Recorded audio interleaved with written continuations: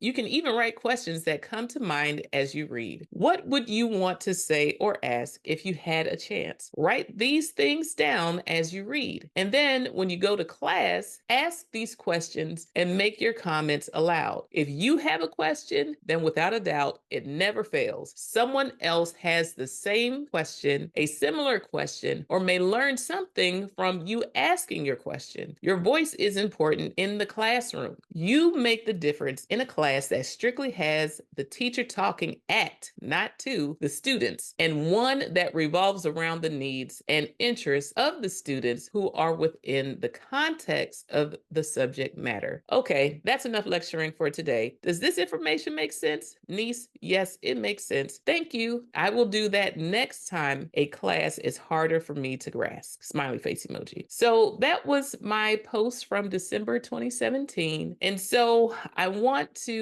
make sure that I emphasize it's important to reflect, do some self-reflection at the end of the semester and throughout the semester on how you feel you're doing in a class. The one who provides you all of those different touch points with the information by having an active learning class will say, hey, I've given you in-time practice with the material. You should be able to handle it. And the person who's doing the lecture expects you to be able to capture the information from what they're saying and capture the information based upon what you're reading or expected to read, and then be able to make connections either to the text or other readings or real life experiences or maybe case studies in your assessments in order to determine how well you've learned the information. When you have a challenging class, I want to encourage you to be the challenging student. Don't just sit there and say, oh my gosh, I don't know how I'm going to make it. This is terrible. I don't understand what's going on. But say, I need help.